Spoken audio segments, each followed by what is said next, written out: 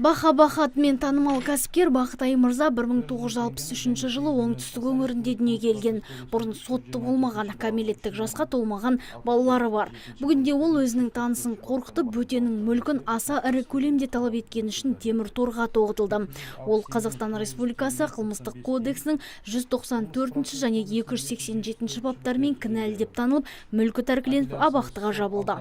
Қазақстан Республикасы қылмыс кодексінің 58 бабының 3 бөлігінің талабына сәйкес, онша қатаң емес жазаны неғұрлым қатаң жазаға сіңіру арқылы Аймұрза Бақытқа түпкілікті қылмыс жолымен табылған не қылмыс жолымен табылған қаражатқа сатып алынған мүлікті тәркілеп 10 жыл мерзімге бас бостандығынан айыру жазасын тағайындауға.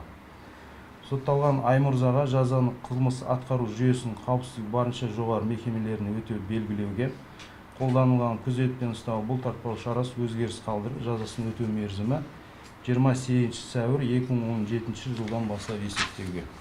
Сонымен қатар Бақытай Мырза Қазақстан Республикасы қылмыстық кодексінің заңсыз бас бостандығынан айыру бабымен ақталып шықты. Яғни сот тергеуінде қылмыскердің қылмыстық әрекеті дәлелін таппаған. Сол себепті Бақытай Мырза 2 баппен сотты болды. Бұдан бөлек тергеу барысында тергеушілерде олқылықтар жібергені анықталды. Ішкі істер департаментінің маманы бірқатар тергеу қателіктерін жібергені үшін тәртіптік жазаға ілінетін болды.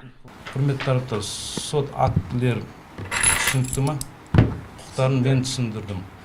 Сұрақтарыңыз болмаса, сот процесін жаңғыртып жариялаймын. Сау болыңыз.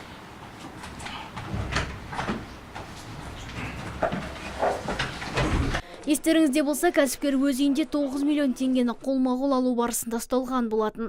Ұйымдасқан қылмысқа қарсы күрес басқармасына Сайрам ауданының жергілікті тұрғыны арызданып, ол өз шағымында өзге біреудің кәсібіне тыныштық бермей, 1 миллион ақш долларын бопсалағанын көрсеткен. Бірден іске кіріскен облыстық полицейлер үлкен сомада ақша бопсалаған 54 жастағы азаматты құрықтаған.